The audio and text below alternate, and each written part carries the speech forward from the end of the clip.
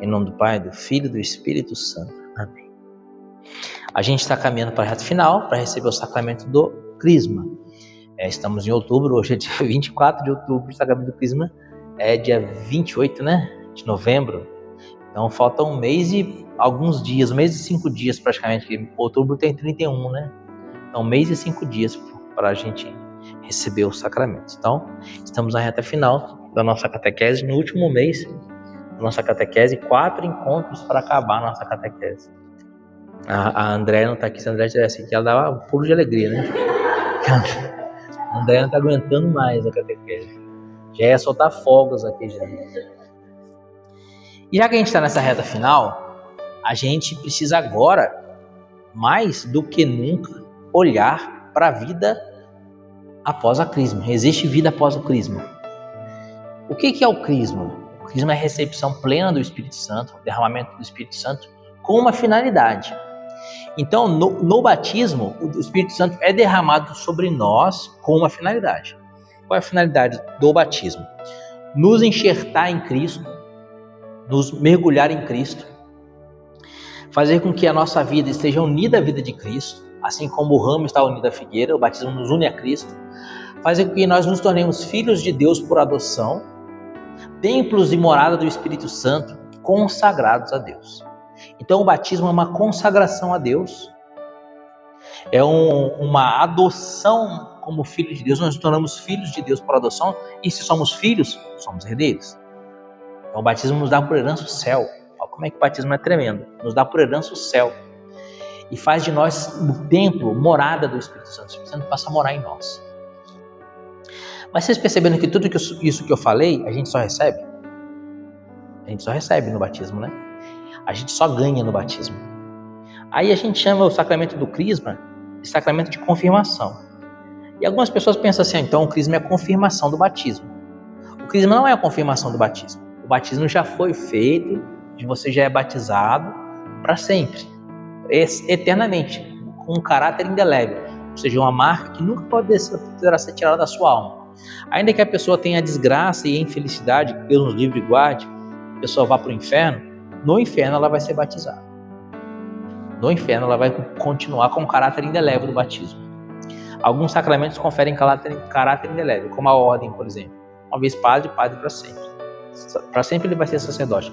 Tu és sacerdote eternamente, segundo a ordem de Melquisedeque, para sempre. O batismo também. Então o Crisma não confirma o batismo. O Crisma confirma o que então? Por que chama de confirmação? Porque no Crisma eu me apresento diante de Deus e falo assim, eu confirmo que eu sou cristão. Eu confirmo a minha fé cristã. E eu confirmo que eu quero cumprir aquilo que Jesus me disse no Evangelho de São Marcos, capítulo 16, a partir do versículo 16. Ide por todo mundo e pregai o Evangelho a todas as criaturas. Então o crismado é aquele que recebe o Espírito Santo mais uma vez, a plenitude do Espírito Santo, agora para a missão, para ser missionário, discípulos e missionários. Uma igreja em saída, como dizia o Papa Francisco, para ser missionário, para ir para o mundo inteiro e fazer discípulos, para pregar o Evangelho. Acho que não sei se era você ou você que estava me perguntando sobre como pregar o Evangelho, se você não tem dom de pregação, Você que falou naquele dia, E esse pregar o Evangelho nem sempre vai ser com o microfone na mão, mas pode ser pela sua vida, pode ser pelo seu testemunho, pode ser pelo jeito que você vive e assim por diante. Mas a sua vida vai ser um convite, precisa ser um convite para Cristo, precisa ser um anúncio de Cristo. Então, ou a gente anuncia a Cristo por palavras, ou a gente anuncia a Cristo por palavras e pela vida. Então, se a gente anuncia a Cristo por palavras, nosso anúncio de Cristo é vazio. Ninguém vai acreditar. Porque a gente vai ser hipócrita, já que a minha vida não confirma as minhas palavras. Agora, se eu anuncio a Cristo por palavras e pela vida, a minha pregação é poderosa, porque a minha vida confirma aquilo que eu estou pregando. Aí, se eu não tenho o dom de pregação e eu anuncio a Cristo pela vida, palavras convencem, o testemunho arrasta. A minha vida evangélica, a minha vida conformada ao Evangelho de Cristo, vai levar as pessoas para Cristo. Entendeu? Por exemplo, você vê alguns santos que não tinham um dom de pregação, como por exemplo São Pio de Pietrelcina. São Pio de Pietrelcina não era um grande pregador, mas vinham as pessoas do mundo inteiro para assistir a missa do Padre Pio e para se confessar com ele. Por quê? Porque a vida dele era um grande testemunho. A vida dele era reflexo de Cristo. E é isso que o sacramento do Crisma nos convida. A nossa vida precisa ser configurada à vida de Cristo. A gente precisa receber o Espírito Santo para confirmar com a vida o evangelho que eu recebi. Quando Jesus ressuscitado aparece para São Pedro, lá na praia, e Jesus põe lá os peixinhos e tal, né? E aí Pedro reconhece que é Jesus, que João fala, é o Senhor, depois que tem uma pesca milagrosa. Ele come aqueles peixes com os apóstolos, depois ele chama Pedro à parte e fala, Pedro, tu me amas? Ele fala, Senhor, tu sabes que eu te amo. Ele fala, então confirma os teus irmãos. Apacenta as minhas ovelhas significa confirma os teus irmãos. Confirma os teus irmãos, que significa o quê? Conduz os teus irmãos, né? Conduz os teus irmãos. Ei, Andréa, seja bem-vinda. Então a gente precisa conduzir as pessoas pela nossa vida. Essa é a função do crismado.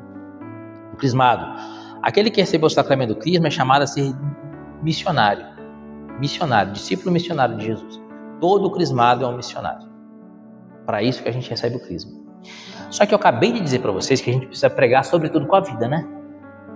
Para eu pregar com a vida, a minha vida precisa estar conformada à vida de Cristo. Para eu me conformar a minha vida à vida de Jesus, como eu faço isso? Então, a gente tem duas ferramentas. E dessas duas ferramentas, eu quero hoje me aprofundar mais especificamente em uma delas. Jesus, uma vez, seus discípulos tentaram expulsar um demônio, né? O demônio não saiu e o pai da criança, era uma criança que estava possessa, o pai da criança procura Jesus e fala assim, ó, teu filho tem um demônio que às vezes lança ele na água, às vezes lança ele no fogo, tentando matá-lo. Pediu aos seus discípulos que tentassem expulsá-los, eles não conseguiram. E aí Jesus fala uma frase interessante que a gente precisa conduzir para a nossa vida. Jesus diz assim, certa casta de demônios só são expulsos à força de jejum e oração.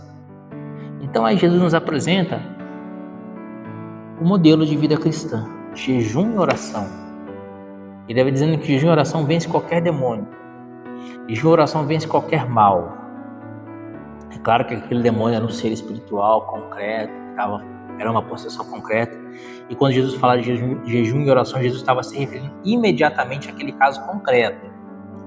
Mas o que isso queria dizer é o seguinte, os meus discípulos não conseguiram expulsar esse demônio, porque os meus discípulos ainda não têm plena vida de oração e de penitência. Vocês entenderam? Então, meus amados, se a gente quer ser cristão de fato, se a gente está diante do bispo para confirmar a nossa fé e dizer para o bispo que nós estamos dispostos a ser discípulos missionários, tendo recebido o sacramento do crisma, nós precisamos ser homens e mulheres de jejum e oração. Certo? Jejum e oração precisa ser frequente na nossa vida. Ah, Fábio, mas eu tenho muita dificuldade de fazer jejum. Eu não consigo, eu passo mal, me dá dor de cabeça, então eu trabalho e tal, e assim por diante, eu não consigo. Quando eu digo jejum, imediatamente eu quero mesmo dizer o jejum de deixar de comer. Essa é a ideia imediata. Mas nessa palavra jejum você entenda também penitência, todo tipo de penitência. Qual foi a primeira coisa que João Batista disse quando ele começou a pregar? Vocês lembram? Convertei-vos e crede no Evangelho. Fazei penitência, porque o reino de Deus está próximo. Então a primeira pregação de São João Batista foi convertei-vos e crede no Evangelho. Aí ele dá o caminho da conversão. Fazei penitência. Então São João Batista mostra como que a gente vai viver a conversão. Fazei penitência. Aí Jesus começa a pregar o Evangelho. O que Jesus fala quando Jesus começa a pregar o Evangelho? A primeira pregação de Jesus no Evangelho de Mateus. O que Jesus diz? Convertei-vos e crede no Evangelho. Fazei penitência. E aí a gente chega na quaresma. Começa com quarta-feira de cinzas. O que a gente faz com quarta-feira de cinzas? Jejum. E aí, quando o bispo ou o padre, né? Normalmente o padre, mais comum, vai impor assim sobre a nossa cabeça, o que o padre diz? Fazei penitência e crede no Evangelho. Você percebe então que a penitência é o início, é o começo do negócio? Para começar é a penitência. E quais são as práticas quaresmais? Jejum, oração e penitência. Né? Jejum, oração e esmola, perdão. Jejum, oração e esmola. A penitência, a oração e a esmola, a caridade. Então, meus amados, sem penitência não tem jeito. Então façam sempre uma penitência. Escolha qualquer penitência que seja, mas sempre façam uma penitência. Sexta-feira não comemos carne. Sexta-feira a gente faz uma penitência de carne, então a gente come ovo ou peixe, né? Eu não gosto de peixe, então eu como ovo. Se a sua saúde permite fazer um jejum, faça um jejum. Aí eu gosto muito de doce. Então faça uma penitência de doce, oferece doce durante um mês. Esse mês eu não como doce. Aí mês que vem eu não tomo café. Ou então eu fico 3 meses sem comer doce. Depois eu fico 3 meses sem tomar café. E vai sempre trocando a sua penitência. Entendeu? Sempre trocando essa penitência a vida toda. Até se encontrar novamente com Jesus. Porque a penitência, ela corrige a nossa carne. A nossa carne, ela é toda voltada para o pecado. Infelizmente. Né? Infelizmente, a nossa carne como eu vou dizer assim, ela é viciada no pecado, por causa da nossa concupiscência. A concupiscência é a nossa tendência para o mal. E o jejum, a penitência, ele é o freio. Nossa carne é o burro. Sabe o burrinho? O burro é indomado. Para você domar o burro, você tem que colocar um freio na boca dele. Né? Freio bridão na boca dele e puxar a rédea. Nossa carne é o burrinho. Ela vai querer levar a gente para o buraco. Você tem que colocar o freio e puxar. Como se doma o cavalo, como se doma o burro, a gente tem que domar a nossa carne. E esse freio que doma a carne é o jejum e a penitência. Eu quero ler para vocês uma frase de Santo Agostinho de Hipona, falando sobre isso. Ele diz assim, olha só o que Santo Agostinho vai dizer. O jejum purifica a alma, eleva a mente, submete a carne ao espírito. Olha só, é exatamente o que eu estou falando. É a rédea que vai trazer o burrinho. Submete a carne ao espírito. Torna o coração contrito e humilhado, dissipa a névoa da concupiscência. Lembra que eu acabei de falar para você que a gente é concupiscente? Santo Agostinho está dizendo que para a gente vencer a concupiscência tem que fazer jejum. Dissipa a névoa da concupiscência, amortece o ardor da luxúria. A luxúria é o pecado contra a castidade. Amortece o ardor da luxúria e acende a luz da castidade. Olha que ferramenta que é o jejum e a mortificação.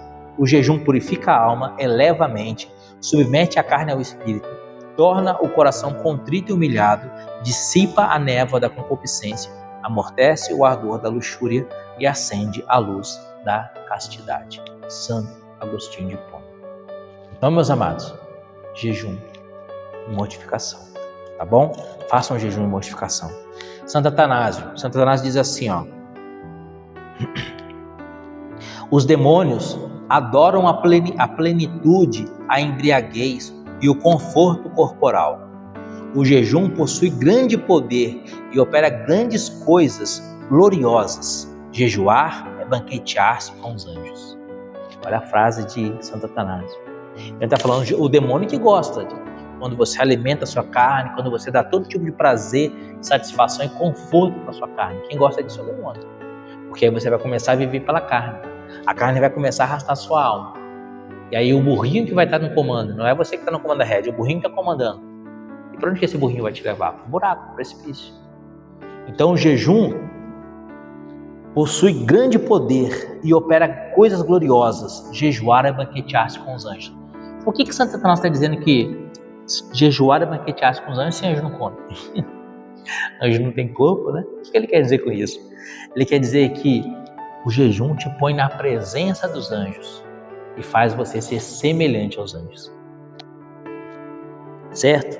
Então, meus amados, jejum é o primeiro passo. Tá bom? Penitência. Penitência, penitência. Quem diz isso não sou eu, foi o anjo de Portugal. O anjo de Portugal apontou 3 vezes para o chão, no dia 13 de outubro de 1917, antes do milagre do sol, e disse: penitência, penitência, penitência. Estamos em outubro, né? Há poucos dias a gente celebrou a última aparição de Fátima, no dia 13 de outubro. E o anjo disse isso daí: penitência, penitência, penitência. Insistindo 3 vezes. Tá bom? Eu vou ter que me chicotear agora. Vou ter que pegar um chicote, bater nas costas, ajoelhar no milho, tomar banho gelado. Sei lá, cara, se você quiser, mas não é necessário. É necessário, por exemplo, eu adoro refrigerante. Não vou tomar refrigerante, já é uma boa penitência. Eu gosto de dormir pra caramba, sou preguiçosão, gosto de dormir. Vou acordar mais cedo, todo dia. Eu adoro dormir. Eu saio para trabalhar 8 horas.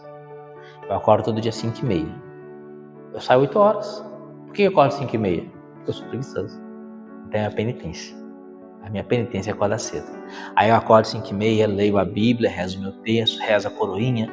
Aí quando eu saio para trabalhar, já rezei tudo que eu tinha que rezar.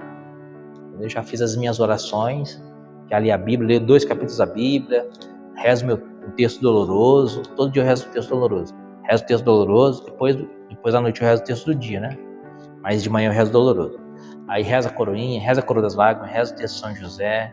Às vezes ouço uma pregação. Porque eu acordo cedo. Ah, mas eu preciso acordar cedo? Não, o meu horário de sair é 8h30. Né, Maria, quanto tempo que eu demoro para me vestir? Então eu podia acordar às 7h55, né? Demoro 5 minutos para me vestir. Mas eu acordo às 5h30. Então é a minha penitência. Entendeu? É a minha penitência. Então, meus amados, já falamos da penitência e eu falei para vocês que é jejum e oração, né? Já que a gente falou da penitência. Só para encerrar esse assunto da penitência, falar para vocês o seguinte: a penitência nunca é algo que prejudica a sua saúde. Entendeu? Então você analisa. Teve uma época que eu morava em Paraibuna, fazia muito frio. Paraibuna é frio, né? E eu fiz penitência de tomar banho gelado. E aí era inverno, julho, aquele frio, eu tomava banho gelado. Isso é uma coisa insensata, não façam isso. Entendeu? Façam a penitência daquilo que faz mal para a sua saúde. Como assim? Por exemplo, doce não faz mal? Açúcar não presta para nada. Então tira o açúcar. Refrigerante presta para quê? Refrigerante presta para nada. Tira o refrigerante. Entendeu? Então vê aquilo que você gosta, que te agrada, mas que não presta para nada. Entendeu? Eu gosto de comer pão francês. Você pode comer uma fruta, pode comer ovo de manhã é muito bom. Adoro pão francês. Quem sabe não é um pão francês que você pode jejuar, modificar o pão francês, porque não vai fazer mal para você, entendeu? Eu vou fazer jejum de comer carne. Se você for fazer o jejum de comer carne, faça durante um tempo. Aí eu vou fazer 40 dias sem comer carne. Tudo bem. Vou fazer 1 mês sem comer carne. Beleza. Só que a proteína faz falta. Então não faça para sempre. Se você for fazer um jejum para sempre, escolhe uma coisa que faça mal para a saúde. Como refrigerante, por exemplo. Refrigerante, doce, chocolate. Chocolate, não é disso. O que você acha? Chocolate é bom, né? Bom fazer jejum de chocolate. E assim por diante, tá bom? Vamos falar do outro tema então, oração, jejum e oração. Gente, vou ler uma frase aqui para vocês de Santa Teresa d'Ávila. Santa Teresa d'Ávila é conhecida como a mestra da oração. Santa Teresa d'Ávila diz assim, olha como essa frase é forte, cara. Essa frase é muito forte. Ela diz assim, quem deixa de rezar cedo ou tarde torna-se um animal ou um demônio. Quem deixa de rezar cedo ou tarde, ela quer dizer, sem dúvidas, é batata. Santa Teresa está falando, quem deixa de rezar com certeza vai se tornar um demônio ou um animal. O que o animal faz, gente? Você tem animal na sua casa? Não? Nem cachorrinho? Tinha um gato? O que seu gato fazia? Ele comia, dormia, saía para namorar e dormir. Era castrado? Se não fosse castrado, sairia para namorar, depois dormia e comia. E depois dormia e fazia bagunça dentro de casa. Então fazia bagunça dentro de casa, saía para namorar se não fosse castrado, dormia e comia. Não é isso que o animal faz? Qual animal que não faz isso? Todo animal vive assim. Pode ser animal silvestre, macaco, um lobo-guará da vida. O que o lobo-guará faz? Ele caça a comida dele, come, depois que ele comeu, encheu o barrigão, ele dorme e vai procriar. Procria, come e dorme. Procria, come e dorme. Procria, come e dorme. Pode ser tartaruga, pode ser um lobo-guará, pode ser um leão, pode ser um cachorro, pode ser um gato, qualquer animal. Como que as pessoas têm vivido hoje no mundo? As pessoas não têm vivido assim, como animais. As pessoas vivem, eu vou no rodízio, enche a barriga de pizza, vou no rodízio de carne, vou no McDonald's. Ou seja, come pra caramba. Depois, agora eu vou descansar, feriado, eu vou fazer nada, eu vou ficar maratonando Netflix, tudo deitado na cama. E o prazer sexual. É assim que como animais. Por quê? Porque abandonaram a vida espiritual. O mundo hoje abandonou a vida espiritual. E é isso aqui que Santa Teresa tá falando. Quem deixa de rezar, cedo ou tarde, se torna um animal, um demônio.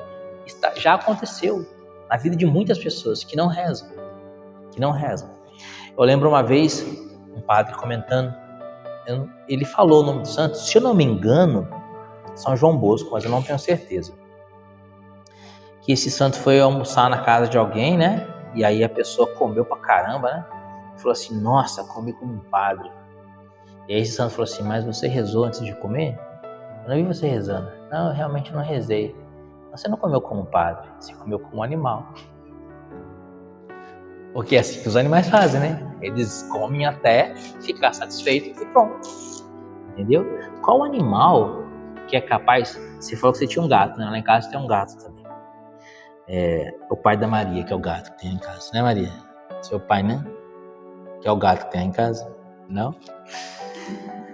Na casa tem um gato. Além do pai da Maria, tem outro. Aí, o gato lá de casa, quando você compra aquele sachêzinho de whiskas, né? Como é que chama aquele sachê de whiskas?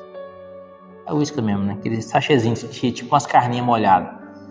O gato sente o cheiro daquilo, o bicho fica desesperado para comer aquilo. E é impossível você segurar. É impossível você colocar aquele whiskas na frente dele e ele não comer.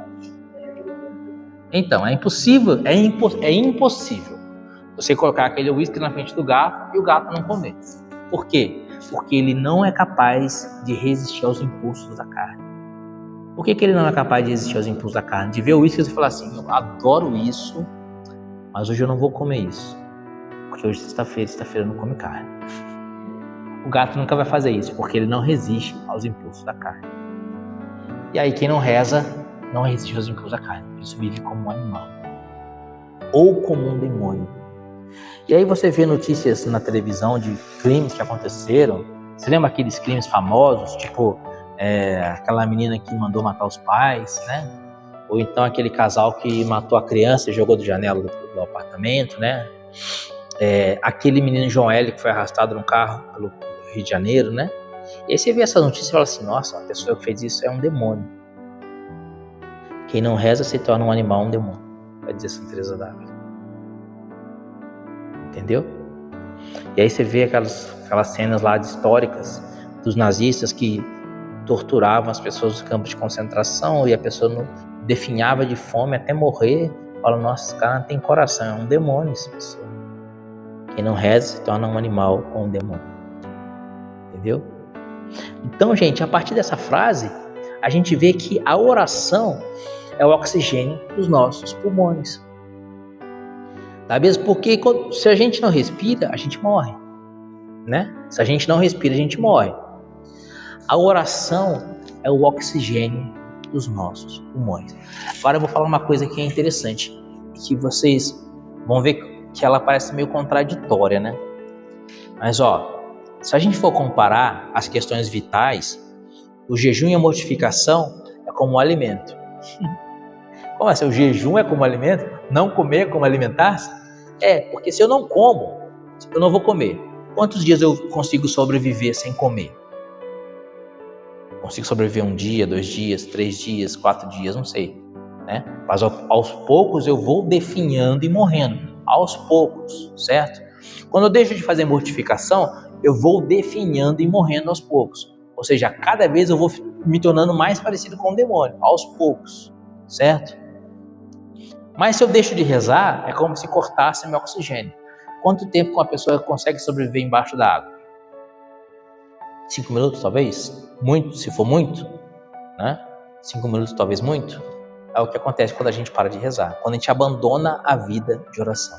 Quando a gente abandona a vida de oração, a gente corta relações com Deus. Lembra quando eu falei do sacramento do batismo, que ele nos une, nos enxerta em Jesus? A oração nos mantém unidos a Deus. E quando a gente corta a vida de oração, a gente para de rezar, a gente corta essa união com Deus. E se a gente corta a união com Deus, a gente morre, porque Deus é a vida. Jesus mesmo disse, eu sou o caminho, a verdade e a vida. Jesus é a vida. E a oração é o relacionamento íntimo com Jesus, que é a vida. Se eu deixo de rezar, eu deixo de viver espiritualmente. E a morte espiritual é o inferno. E é por isso que Santa Teresa d'Ávila vai dizer, quem deixa de rezar se torna um animal ou um demônio. Outra frase de Santo Afonso de Ligório. Santo Afonso de Ligório diz assim, quem reza se salva, quem não reza se condena. Eu quero meditar um pouco essa frase de Santo Afonso, mas antes de falar um pouco dessa frase de Santo Afonso, eu quero dizer outra frase de Santa Teresa d'Ávila também, que é a mestra da oração. Ela dizia assim, quem não reza se lança no inferno sem a ajuda dos demônios. Olha só isso. Quem não reza se lança no inferno sem a ajuda dos demônios. Por quê? Você cortou a sua intimidade com Jesus, a sua união com Jesus. Então você já está no inferno sozinho. Nem foi o demônio que te levou para o inferno. Simplesmente você pulou no inferno porque você abandonou a vida de oração. Mas, amados, o Santo Afonso fala assim, quem reza se salva, quem não reza se condena. Por que Santo Afonso diz que quem reza se salva e quem não reza se condena? Vamos pegar Mateus, capítulo 7, versículo 7. Mateus 7, 7. Quem reza se salva, quem não reza se condena. O que vai dizer nosso Senhor e Salvador Jesus Cristo no Evangelho de nosso Senhor e Salvador Jesus Cristo segundo São Mateus, capítulo 7, versículo 7. Diz assim, pedi e recebereis, buscai e achareis, batei e vos será aberto. Porque todo aquele que pede recebe, quem busca acha, a quem bate se abrirá. Quem dentre vós dará uma pedra a seu filho, se este lhe pedir pão? E se lhe pedir peixe, lhe dará uma serpente? Se vós, que sois maus, sabeis dar coisas boas aos vossos filhos, quanto mais vosso Pai Celeste dará coisas boas aos que lhe pedirem. Queridos, esse trecho evangélico é fantástico. Jesus está fazendo uma promessa tremenda. Ele diz, pedi e recebereis. Se você pedir, você vai receber. Buscar e achareis. Se você buscar a salvação por meio da oração, você vai encontrar. E aí Jesus diz, vocês que são maus, sabem dar coisas boas aos vossos filhos, quanto mais vosso Pai Celeste vos dará o Espírito Santo àqueles que pedirem. Então Jesus nos apresenta quem nós somos maus. Estamos doentes, somos maus. E porque somos maus, precisamos ser curados da nossa maldade. E aí a oração é o caminho do céu. Pedi e recebereis. Aí, se Jesus quer me salvar. Jesus quer tanto me salvar, que ele se encarnou e morreu por mim na cruz, para me salvar. Se esse Jesus que deu todo o sangue dele para me salvar, abriu o coração dele, jorrou sangue e água para me salvar, você acha que ele não vai me dar a salvação se eu pedir com todo o meu coração e estiver disposto a fazer a vontade dele para me salvar? Por isso que a oração é a porta do céu. Pedir e recebereis.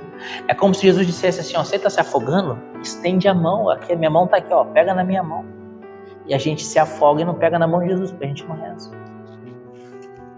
Queridos, então a oração mais o jejum é o segredo, certo? Mas como rezar? Como viver essa vida de oração? Como? A 1 Tessalonicenses capítulo 5, versículo 17 diz, orai sem cessar. Orai sem cessar, quer dizer que eu tenho que orar 24 horas. Como que eu vou orar 24 horas? Isso parece meio impossível no primeiro momento, né? Eu vou passar 24 horas com o texto na mão rezando, ou com uma novena, fazendo uma novena, ou de joelhos diante do Santíssimo adorando a Jesus. Como que se dá esse orar sem cessar? Primeiro a gente precisa entender o que é a oração, certo? A oração é um relacionamento com Deus. A oração, sobretudo, é estar na presença de Deus. Estar na presença de Deus. Quem reza se salva, quem não reza se condena. A oração é estar na presença de Deus. Interessante isso, né? Então, se quem reza se salva e a oração está na presença de Deus, significa que quando eu estou na presença de Deus, algo de Deus fica em mim. Algo de Deus fica em mim. Como alguém que se expõe ao sol e é queimado pelo sol, quando eu me exponho a Deus, me ponho na presença de Deus, algo de Deus fica em mim e eu cada vez mais vou me parecendo com Deus. Na primeira carta de João, João vai dizer que Deus é luz e nele não há treva alguma. Deus é luz. Vamos ver o que acontecia com Moisés quando Moisés rezava? Êxodo, capítulo 34. Êxodo 34, versículo 29. A palavra diz assim: Moisés desceu do monte Sinai, tendo nas mãos 2 tábuas da lei. Descendo do monte, Moisés não sabia que a pele do seu rosto se tornara brilhante durante a sua conversa com o Senhor. Então Moisés estava no monte Sinai conversando com Jesus e o rosto de Moisés resplandecia de luz. E quando ele descia do monte, depois de ter conversado com Deus, o rosto de Moisés continuava brilhando, resplandecendo de luz. E tendo-o visto Arão e todos os israelitas, notaram que a pele do seu rosto se tornara brilhante e não ousaram aproximar-se dele. Não ousaram aproximar-se dele. Querido, os judeus, na época de Moisés, eles tinham uma cultura de que quem se aproximasse de Deus morreria. E a presença de Deus é tremenda demais. Então, quando eles viram Moisés com o rosto brilhando e não se aproximaram de Moisés, o que significa? Significa que eles entenderam que Deus estava em Moisés. Moisés estava cheio da presença de Deus. Moisés refletia Deus. Mas ele os chamou e Arão, com todos os chefes da assembleia, voltaram para junto dele. E ele se entreteve com eles. Aproximavam-se em seguida todos os israelitas, a quem ele transmitiu as ordens que tinha recebido do Senhor no monte Sinai. Tendo Moisés acabado de falar, pôs um véu no rosto. Mas entrando Moisés diante do Senhor para falar com ele, tirava o véu até sair. E saindo, transmitia aos israelitas as ordens recebidas. Estes viam irradiar a pele do seu rosto. Em seguida, Moisés recolocava o véu no seu rosto até a próxima entrevista com o Senhor. Então isso é a vida de oração. Quando a gente vive vida de oração, a gente vai se configurando a Deus. Aos poucos a gente vai se parecendo com Deus. Queridos, isso a gente vê até na vida humana. Sabe aquela pessoa que não tem sotaque? Ou que tem um sotaque de um lugar e vai para o outro e perde o sotaque? Por que ela perde o sotaque? Porque ela vai se acostumando a falar como as pessoas daquele lugar falam. Você acha que eu tenho sotaque, Letícia? Você sabia que eu sou do Rio de Janeiro? Não, e cadê meu sotaque? Meu sotaque foi embora, tem décadas que eu moro aqui, entendeu? Quando eu cheguei aqui no estado de São Paulo, e eu falava com alguma pessoa, as pessoas falavam, você é carioca, né? Porque sabia que eu era carioca pelo jeito que eu falava. Agora ninguém sabe mais que eu sou carioca, porque meu sotaque não existe mais, porque eu me acostumei. Agora quando eu vou pro Rio, os caras falam assim, você é mineiro? Porque agora eu tenho sotaque, meu sotaque é daqui. Por quê? Porque eu convivi aqui e fui pegando jeito daqui durante décadas. Se isso acontece humanamente, isso muito mais espiritualmente. Então, se a gente convive com Jesus, começa a viver na presença de Jesus por meio da oração, a gente começa a se configurar a Cristo. O que é configurar? Tomar a mesma figura. Configurar. Configuração. Tomar a mesma figura. A gente passa a se tornar parecido com Jesus. E é por isso que quem reza se salva. Porque a salvação é você se parecer com Jesus. A salvação é quando chegar no seu juízo final e Deus for te julgar e olhar para você e falar assim, nossa, mas é a cara do meu filho. Pode entrar. Outro que vai falar, você não parece nada com meu filho, você parece com o demônio. Vai ficar com o demônio. Então é isso que é a salvação. Quem tiver o rosto de Jesus vai para o céu. Quem tiver o rosto do demônio não vai para o inferno. Isso é a salvação. Então a oração nos dá essa graça. Seja bem-vindo, minha amada. Deus abençoe. A salvação é a gente se configurar a Cristo. E a gente vai se configurar a Jesus por meio da vida de oração. Porque a vida de oração nos coloca na presença de Deus. Então, o primeiro ponto para a gente rezar bem, a gente entender que a gente tem que estar na presença de Jesus. Colocar-se na presença de Jesus. Quando fores orar, entra no teu quarto, fecha a porta e fala ao teu pai em segredo. E o teu pai que vê em segredo te recompensará. O que significa essa palavra de Jesus? Significa intimidade. O quarto é o lugar da intimidade. O quarto é o lugar em que você tira a sua roupa. Ou seja, é o lugar que você se despe. Então, na presença de Deus, a gente precisa se despir das nossas máscaras e mostrar para Jesus aquilo que está no nosso coração. Então, meus amados, a gente precisa criar um ambiente de oração para a gente rezar. Um ambiente de oração. Eu posso rezar em qualquer lugar, né? Eu rezo no carro, dirigindo, rezo no trabalho, posso rezar em qualquer lugar. Mas alguns lugares favorecem a oração. Por quê? Porque eu estou dirigindo aqui, estou rezando, aí daqui a pouco eu vejo uma coisa que acontece no trânsito, já distrai a minha cabeça, outra buzina ali, já estou do outro lado, aí já tem um acidente ali, o cara cai de moto já. Entendeu? Posso rezar no trânsito, mas é muito fácil me distrair. Agora, se eu criar um clima de oração, um local de oração, isso me favorecerá muito mais. Então, o que eu quero dizer com isso? A gente precisa rezar sempre. Todo momento a gente precisa elevar o nosso coração a Deus e conversar com Deus.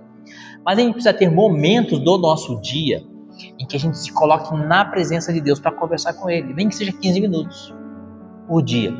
E aí eu vou precisar criar um ambiente de oração, uma imagem religiosa, um crucifixo, vela, água benta, um momento de oração. No momento que eu vou juntar a família para rezar um texto e depois do texto eu vou conversar com Jesus, cria um ambiente de oração para você. Se prepare para rezar. Essa preparação para rezar significa também a situação corporal que você está. Então, eu preciso rezar de joelhos. Aí eu começo a rezar de joelhos, eu sinto dor no joelho, eu sinto dor na coluna, e aí durante a oração eu penso só no meu joelho, na minha coluna está doendo. Então não é interessante você rezar de joelho, porque você tem dor na coluna, você tem dor no joelho. Mas eu quero muito rezar de joelho. Então reza de joelho um pouquinho, depois você senta na cadeira, e depois você vai rezar mais um pouquinho até você se acostumar. Mas você precisa rezar numa posição corporal que não te dê sono. Então eu vou rezar deitado na cama. Aí você vai rezar a oração que São Pedro rezou no Monte das Oliveiras. Você vai dormir. Aí Jesus vai chegar e falar, não pudeste vigiar uma hora comigo? Você vai estar roncando, né? Então, se põe numa posição confortável, em que você não vai cochilar, mas ao mesmo tempo que você não vai ficar pensando na sua dor ou no seu incômodo. Por exemplo, sentado ou em pé, conforme você se sentir mais confortável. Mas se põe numa situação confortável para rezar, certo? Mas eu quero fazer penitência e oração ao mesmo tempo, por isso que eu rezo de joelho. Aí você analisa se você está mais rezando ou mais pensando na dor do joelho. Se você estiver mais rezando do que pensando na dor do joelho, não está valendo a pena. Se você está pensando mais na dor do joelho do que na oração, talvez não esteja valendo tanto a pena. Aí você que vai analisar o seu coração, certo? As emoções, nós somos seres humanos, nós temos emoções. Então apresenta para Jesus as suas emoções. Como assim? Eu estou triste por alguma coisa que aconteceu, né? Você torce para que time, Larissa? Você torce para que time? Nenhum? Você torce para algum time, Letícia? O Palmeiras perdeu pro Corinthians, aí a Letícia tá triste que o Palmeiras perdeu pro Corinthians. Então fala para Jesus que você tá triste que o Palmeiras perdeu pro Corinthians. Mas Jesus quer saber de Palmeiras? Jesus não quer saber de Palmeiras, não. Mas Jesus quer saber do seu coração. Entendeu? Jesus quer saber do seu coração. Mas vou falar de Palmeiras para Jesus? Fala. Jesus quer saber do seu coração. Entendeu? Então, se o seu coração está triste, seja com o que for, e aí, aqui está um segredo maravilhoso. Você sabe que falar mal dos outros é pecado, né? Só pode falar mal dos outros para uma pessoa. Sabia que para uma pessoa você pode falar mal de qualquer um? Só para Jesus. Então, para Jesus, você pode falar mal de qualquer um que você quiser. Então, fala assim, nossa, Senhor Jesus, estou com uma raiva do meu patrão. Estou com muita raiva do meu patrão, Jesus. Muita raiva dele. Nossa, hoje ele me atormentou, Então, aí você confessa para Jesus a sua raiva, a sua mágoa. Apresenta para Jesus o seu sentimento. E aí depois você lembra que a oração, ela tem o caráter de nos configurar a Jesus, né? E aí você lembra que Jesus é aquele que ama e perdoa. Então fala, Senhor Jesus, eu preciso perdoar meu patrão. Não consigo, estou com muita raiva dele, então me ajuda a perdoar. E aí você submete a sua vontade à vontade de Jesus, certo? Então o que eu quero dizer com isso? Você apresenta para Jesus os seus sentimentos, as suas emoções, e depois você submete as suas emoções às emoções. Você submete as suas emoções à vontade de Deus. Entendeu? Por exemplo, morreu um ente querido. Quem que não vai ficar triste diante do luto? É humanamente impossível, né? A pessoa que ama alguém não ficar triste diante do luto. Então você vai apresentar para Jesus a dor do seu luto. Senhor, eu estou muito triste com o falecimento dessa pessoa que eu gostava tanto, muito triste e tal. Lamento muito a morte dele. Mas se essa foi a sua vontade, Senhor, eu aceito a sua vontade. E peço que o Senhor receba a alma dessa pessoa na sua glória, né? Que essa pessoa tenha encontrado a salvação. Diante de Deus não existe tempo. Então, Senhor, eu apresento agora o momento da morte dessa pessoa e peço que o Senhor dê a ela a contrição final, para que ela morra na sua amizade e etc.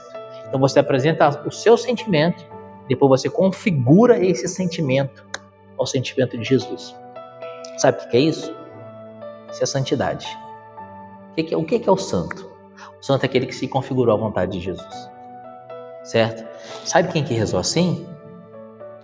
O nosso Senhor. Como que Jesus reza no Getsemane? Pai, afasta de mim esse cálice. Primeiro sentimento. O que Jesus estava sentindo? Ele não queria Pai, afasta de mim esse cálice.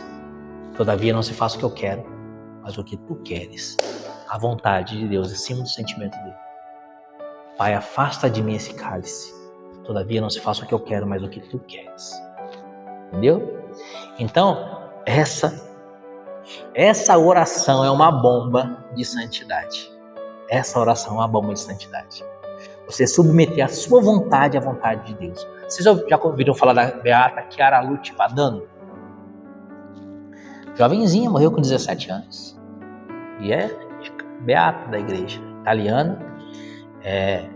A Beata Chiara Lute, ela teve um câncer nos ossos. Ela era uma jovem, morava na Itália, estava jogando tênis, tinha uma vida muito boa, e aí jogando tênis ela sentiu uma dor no ombro, ela pensou que era uma lesão por causa do tênis, e aquela dor foi se agravando, descobriu que tinha um câncer ósseo agressivo. E aí ela foi internada, ficou na UTI, começou a fazer o tratamento não dava certo, o câncer evoluiu e os médicos desenganaram, falaram que ela ia morrer. Ela falou, então eu vou voltar para casa, vou morrer em casa com a minha família. E ela dizia assim, Senhor, se tu queres, eu quero. Se tu queres, Senhor, eu quero. O que significa isso? Ela queria morrer de câncer? Ela queria ter câncer? Claro que não, né? Quem quer ter câncer aos 17 anos de idade? Ninguém, né? Cheio de sonhos, cheio de projetos, uma menina jovem e tal. Mas se o Senhor quer, Jesus, eu quero. Se tu queres, eu quero. E essa frase, se tu queres, eu quero, que a Beata Chiara Lute rezava, é uma frase de Santa Catarina de Sena. Santa Catarina de Sena dizia, Senhor, se tu queres, se a tua vontade é essa também é a minha vontade. Então, meus amados, submeter as nossas emoções à vontade de Deus. Apresenta para Jesus a sua emoção. Fala para Jesus o que você quer. Pai, afasta de mim esse cálice. Pai, eu quero que esse cálice seja afastado de mim. Mas não se faça o que eu quero, mas o que tu queres. Eu submeto a minha vontade, o meu querer ao teu querer. Depois, peço o Espírito Santo. Sempre peço o Espírito Santo. Isso que eu estou falando para vocês na oração pessoal, né? Então você vai se colocar num ambiente de oração, você vai apresentar para as suas emoções, você vai submeter as suas emoções à vontade de Deus e vai pedir o Espírito Santo. Peça o Espírito Santo e aí você faz um bom exame de consciência e aí você começa a sua oração. Aí que você vai começar a rezar. Por quê? Por que, Fábio, eu tenho que fazer tudo isso antes? Porque se meu coração estiver agitado, cheio de emoções, eu não vou conseguir rezar. Primeiro eu preciso apresentar minhas emoções para Jesus. Depois que eu apresento minhas emoções para Jesus, eu preciso configurar a minha vontade e a vontade de Jesus.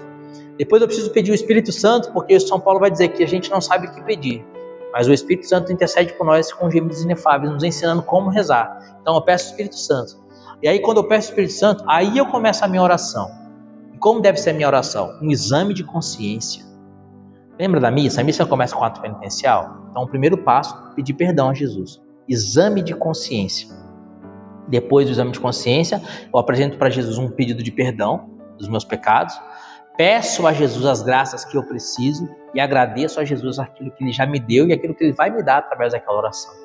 Então, essa é a fórmula perfeita da oração pessoal, para a gente começar a vida de oração, né? Então, e essa conversa, esse colóquio com Jesus, quando eu vou pedir para Ele aquilo que eu preciso e vou agradecer, isso tudo pode ser baseado num livro, no Evangelho, na imitação de Cristo e assim por diante, tá? Nas minhas meditações, naquilo que Deus me falou. Então Deus vai me falar e depois eu vou responder a Ele na oração. E aí, ao longo da sua vida de oração, você vai criando uma intimidade tão grande com Jesus que você vai começar a perceber que vai faltar tempo para você rezar. Acontece muito isso comigo, sabe? Eu tô rezando, e passo um tempo e falo, nossa, mas tem tanta coisa para falar com Jesus, mas já tá na hora de trabalhar, já tá na hora e não acabou o assunto. E aí você vai continuando no seu caminho, continuando com Jesus no assunto, continuando falando com Ele, né? Sobretudo, meus irmãos, luta, guerra. Por que luta e guerra? Porque o demônio não vai querer que você reze. Então, quando você começar a rezar, vai acabar a energia da casa, o vizinho vai pôr o funk alto e vai acontecer um monte de coisa para tentar te tirar da oração. Mas Joel, capítulo 4, versículo 10 diz, mesmo enfermo, eu sou guerreiro. Então a gente luta para a gente viver a vida de oração. Luta para viver a vida de oração. E se decida a rezar. Eu não tenho tempo de rezar. A gente tem tempo para fazer aquilo que a gente acha que é importante. Certo? Almoçar é importante? Você vai encontrar um tempo para almoçar. Dormir é importante? Você vai encontrar um tempo para dormir. Tomar banho é importante? Tomar banho é importante? Tem gente que não acha, né? Mas para quem acha que é importante tomar banho, vai encontrar um tempo para tomar banho. Se você acha que a oração é importante, você vai encontrar um tempo para rezar. Nem que você tenha que acordar às 5h30 da manhã para sair às 8. Você vai encontrar um tempo para rezar, certo? Se a gente consegue encontrar um tempo para ficar nessa porcaria aqui, como que a gente não vai encontrar um tempo para rezar? Se a gente desliga um pouco esse trem aqui, a gente consegue muito mais tempo para rezar. Amém? Então, o que é o centro da sua vida? Se o centro da sua vida for Jesus, você vai encontrar um tempo para Jesus todos os dias, tá bom? Tinha muito mais coisa para falar. Ia falar do silêncio, ia falar da meditação. Eu ia falar com vocês sobre a visita ao Santíssimo Sacramento. De repente, semana que vem, a gente retoma esse tema da oração para a gente falar disso aí. Do silêncio, da visita a Jesus sacramentado, da meditação, da leitura orante da palavra. Mas ainda tem muita coisa para falar, mas já são 8h13 e já a outra turma está lá fora, que já estou olhando já, que era para começar 8 horas. Seja bem-vinda, você vai ter 2 catequeses hoje. Aí, ó, tá angustiada. Tá acabando. Calma. Que vai ser até, o Crisma é dia 28 de novembro. Dia 26 de novembro eu te libero. Vou ver com o padre até onde que vai, tá bom? Mas o Crisma é dia 28 de novembro. Então, teoricamente, até dia 26 de novembro. 26 de novembro. Você aguenta. Reta final. Aguenta firme, minha filha. Vamos rezar uma Ave Maria para a gente terminar essa catequese de hoje? Ave Maria, cheia de graça, o Senhor é convosco. Bendita sois vós entre as mulheres e bendito é o fruto do vosso ventre, Jesus. Santa Maria, Mãe de Deus, rogai por nós, pecadores, agora e na hora da nossa morte. Santíssima Virgem, Mãe e Mestre, a Senhora foi a pessoa que melhor soube viver a vida de oração. A pessoa humana, a criatura humana, que melhor soube viver a vida de oração foi a Senhora. Ensina-nos a rezar, Mãe. Em nome do Pai, do Filho e do Espírito Santo. Amém.